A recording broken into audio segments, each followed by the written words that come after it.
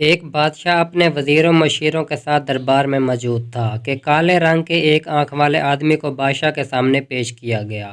لوگوں کو شکایت تھی کہ یہ ایسا منحوس ہے کہ جو سویرے اس کی شکل دیکھ لیتا ہے اسے ضرور کوئی نہ کوئی نقصان اٹھانا پڑتا ہے، لہٰذا اسے ملک سے باہر نکال دیا جائے۔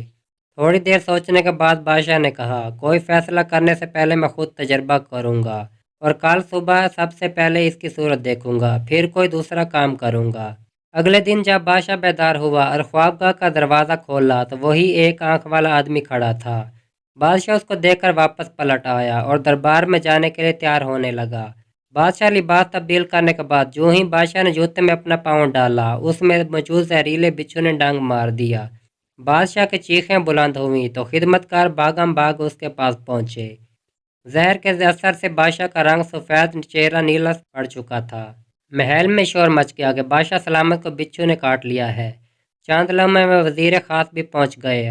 ہاتھوں ہاتھ شاہی طبیب کو طلب کر لیا گیا، جس نے بڑی مہارت سے بادشاہ کا علاج شروع کر دیا۔ جیسے تیسے بادشاہ کی جان تو بچ گئی، لیکن اسے کئی روز بستر میں علالت پر گزارنا پڑے۔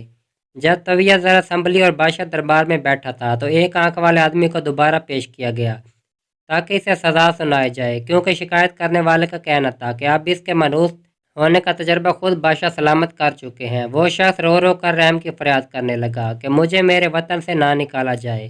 یہ دیکھ کر ایک وزیر کو اس پر رحم آ گیا۔ اس نے بادشاہ سے بولنے کی اجازت لی اور کہنے لگا، بادشاہ سلامت، آپ نے صبح صبح اس کی صورت دیکھی تو آپ کو بچھو نے کاٹ لیا، اس لیے یہ منحوس ٹھہرا، لیکن معاف کیجیے گا، اس نے بھی صبح سویرے آپ کا چہرہ دیکھا تھا، جس کے بعد یہ اب تک قید میں تھا، اور اب شاید اسے ملک بدر کی سزا دی جائے، تو ذرا ٹھنڈے دل سے غور کیجیے کہ منحوس کون، یہ شخص یا آپ؟ یہ سن کر بادشاہ لاجواب ہو گیا اور ایک آنکھ والے آدمی کو نہ صرف آزاد کر دیا بلکہ اعلان کر دیا کہ آئندہ کسی نے اسے منحوس کہا تو اسے سخت سزا دی جائے گی۔